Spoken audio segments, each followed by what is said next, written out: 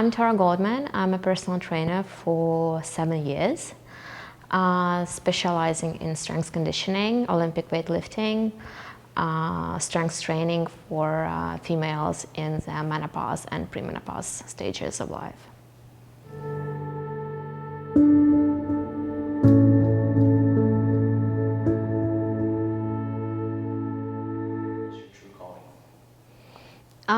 Yeah, I think I do remember that moment. It was when I was training with my coach in gym, and I was always like very focused on myself and what I'm doing, being in the moment, feeling the muscle, like doing what my coach wants me to do today, like weights, amount of sets, reps. I was like in my own bubble, you know, always. And I do remember that moment when I was bench pressing, and I stood up from the bench, and I'm like looking around, other guys are bench pressing and they're doing so shit, and I'm like, oh, you need to move your elbows here, it's not your angle, the barbell pass is not appropriate, so what the fuck you're doing? And at that moment, and it was, you know, like the next, my eye was caught by someone who was doing something else, and I was like, oh, your knee is like too far from your foot, like it's not going to work for you, you're doing shit. And it was like, I think I looked for a couple of people, and I understood like, oh, I can actually fix it. I know instantly and naturally, because I was training so much by myself, I know how to fix their problems. And I'm like, okay, I think I can get the certification and see myself as a coach.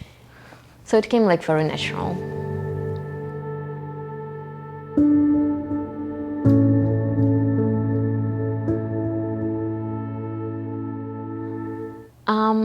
I can say that when I crossed that line of being 30 years old, I felt that my body is changing. I'm not recovering that fast. I'm still young, I'm still capable, I'm still able to hold the load, everything, but recovery is not like 100% at the same time frame or something else. And I started to feel that, okay, I think I need a day off, a rest day, or I need something extra to do for my body, for example, to go to massage or something like to help my body. And I think feeling that aging in a good way actually helped me to be more empathic to my clients. Because before that, I was just a fuel machine. I don't know what the word no means. We don't have it in our vocabulary. We have yes, ma'am, we are doing it. As many reps as I say, as many sets as I say, with the weight I'm telling you. So yeah, I think it just taught me more empathy. Yeah, especially coming from the army and then coming in here, you have to do it. Ukrainian, like Slavic, I mean like Ukrainian, Russian, Belarusian, Moldova mentality, like post-Soviet Union republics, we were brought up in a very different environment. We were not having this like snowflake moods, like, oh, it hurts you, don't do it. Like, what does it mean it hurts you? I don't care. Even if you're not having that lag, you're still doing it. You know what I mean? It's like very rough kind of bringing up that we were getting from parents. And what we're all dealing with our psychologists right now, like all our generation who are from like 25 to and older, we are not very like fully loved by our parents. They were like bringing us up not with love, but with obedience, with discipline, and we never had a word that I don't want to do it, I'm tired. No, you're doing it. Adults waking up at 6 a.m. to go to work, you're waking up with parents. You didn't have any other choice. You didn't have that sweet hour of sleep or something like that. That was the culture. That was the culture. Yeah. Wow.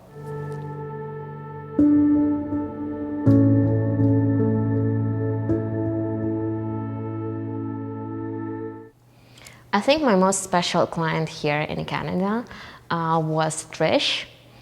I was very honored to train her for almost 2 years. I met her accidentally in my very first gym where I worked. She came in very intimidated of training in gym. She was very, very overweight because she had cancer. And during the COVID period, And the cancer and chemo was like so severe that she had to learn to walk again. Like physically, she wasn't able to walk. And she came to me, she was already like able to walk, but the squat or just, standing up from the chair without grabbing over something or holding someone by hand, it was impossible for her. Just sit down, like squat and touch the bench with your bum, impossible. And we started from that point, and over 2 years, we were able to develop a wonderful squats with, I think the biggest we squatted, I don't want to lie, it was 85 or 95 pounds. So a woman who came without being able to squat on her own even one single time, even just to touch the bench with her bum, in 2 years was able to do step-ups with heavy dumbbells, squat on her own, deadlift with strap bar, the conventional deadlift. She learned all the techniques, and she was so incredibly strong mentally. And she was having that striving desire to build herself and to show herself that I can do it, because she was having like very sensitive beginning of her story, like from very zero when she wasn't able to walk, like to the moment I can do it, and it was like truly inspiring. Sometimes we were having very bad days when she was just showing up and we were doing the bare minimum, which again wasn't like, for example, 100% successful for her. And we were both sitting and crying when she was able to do her first squat.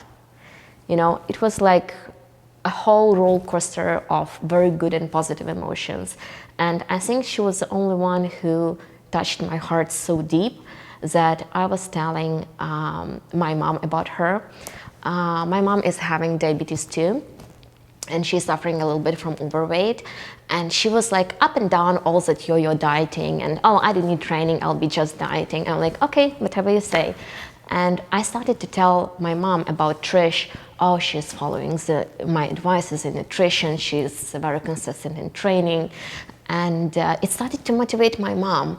And then it's very funny, but they actually started to communicate through me. So my mom was saying hi to Trish. How is Trish doing? How was her squats this week? And Trish was asking, oh, how is mom's health? How is she feeling? How many pounds she lost, And it was like just wonderful. And it was the most touching story in Canada so far for me.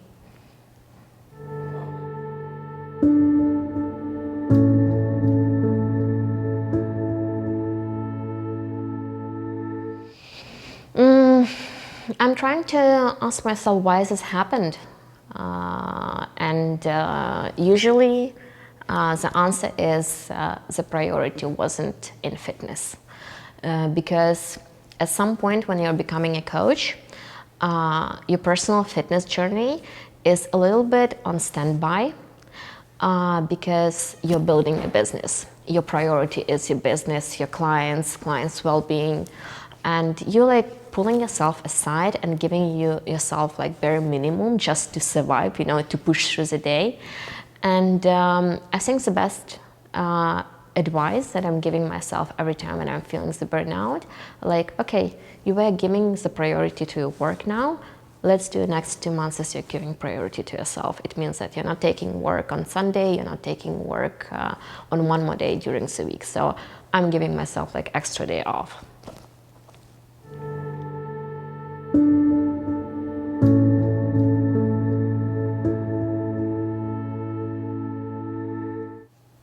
Truly speaking, I just think I haven't done any. No, like for me, sacrifice is like something global. I don't know, like skipping a date. But definitely when you're working like full-time coach, every time when, especially if you're having family, every day when you're taking evening clients and you're not spending the dinners with your family, it's a sacrifice. When you're having kids, it's like a totally different story. So I think, yeah, it's like everyday small sacrifices when you're working late in the evening and you're not spending time with your partner. or family, whoever, dear to your heart.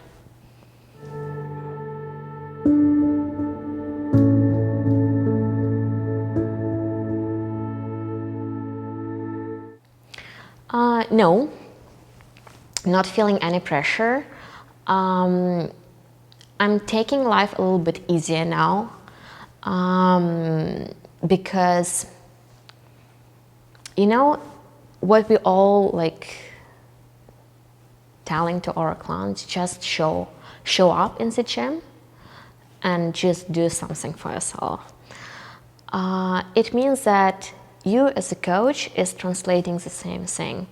Every single morning, I'm not coming like this to like having my full face makeup like 6:30 in the morning to client on Saturday. No, I'm coming with my ponytail, with no makeup, and in the most comfortable clothes I have. So being fluid and flexible during your journey, I think is the biggest thing. You have your high moments, you have your low moments, but you're still moving. When you stop moving, this is a problem. You have to ask yourself why you stopped. But as long as it is like upside down, it's okay. It's like sinusoid, but you're still having the middle line of progress, which is like what we all want to.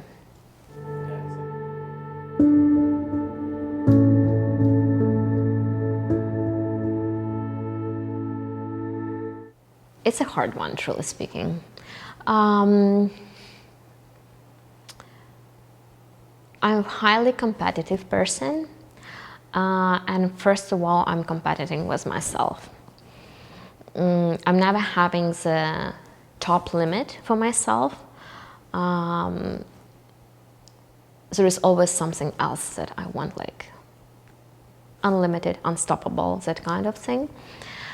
And when I was younger, when I was doing sports professionally for by myself, I wanted to gain it all as soon as possible. And I was neglecting with my rest days, with my normal recovery.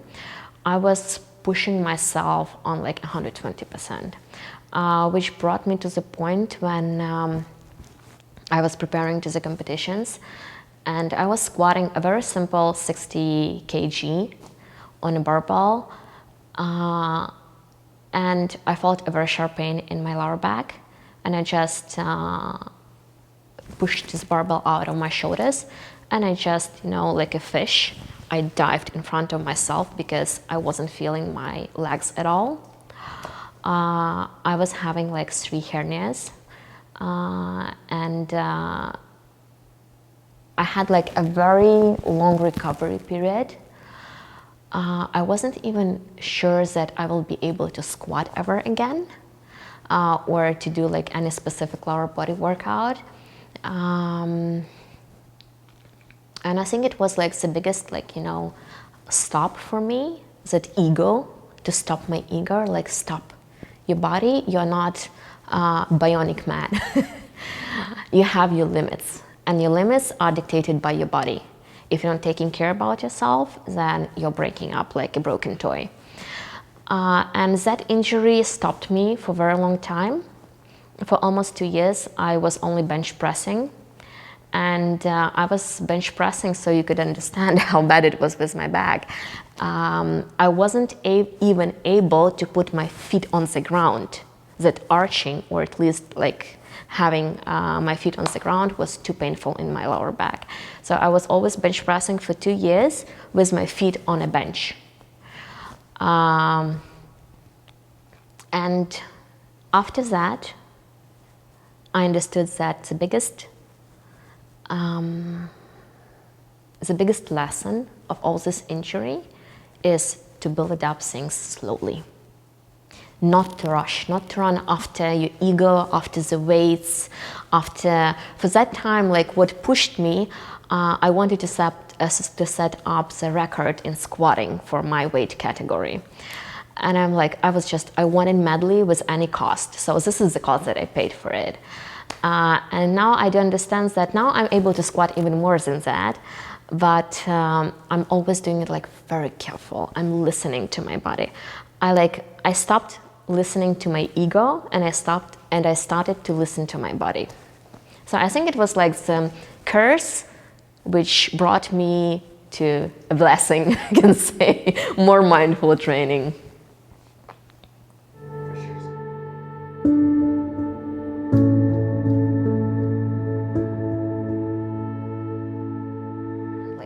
I think fitness taught me that everyone is so different. So we are having the same anatomy, plus minus the same anatomy. We are so unique in our recovery, in our inner desires, what we need right now. And for every stage of everyone's client's, and for every stage of client's journey, you have to be so smart and flexible and knowledgeable to offer exactly what the client needs right now. So the one thing that taught me, we're all very different and we all need different approaches at different stages of our life. So there's no one solution for everyone.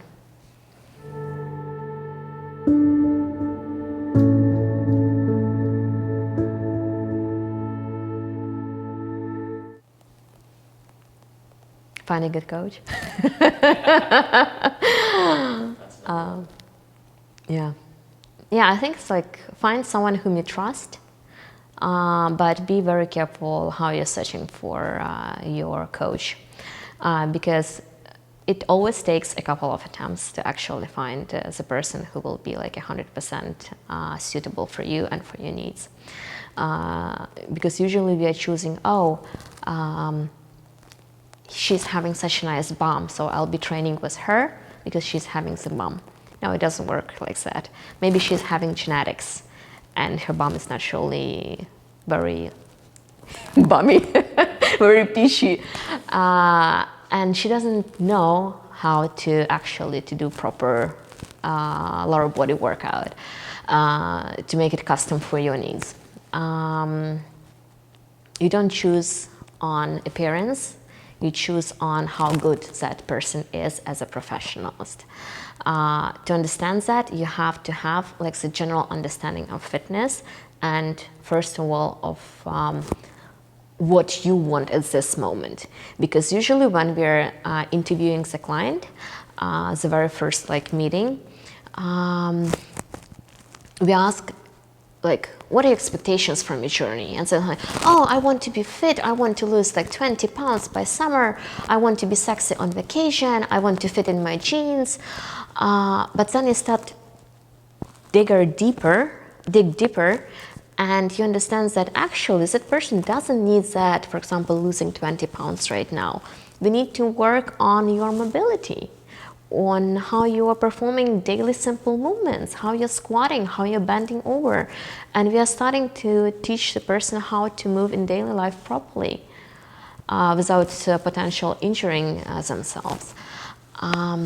Or aggravating potential weak spots that they're already having or bad dysfunctional movements they developed during their life.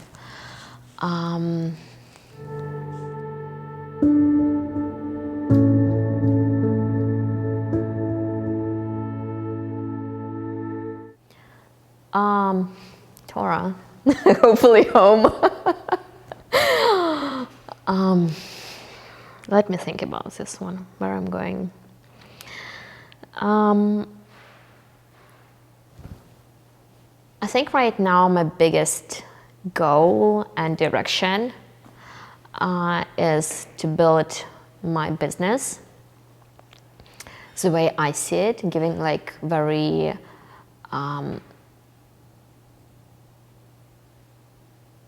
conscious vision of personal training in general. And what's the future? I don't know. We'll see tomorrow, because the future is tomorrow. We are living now, in present.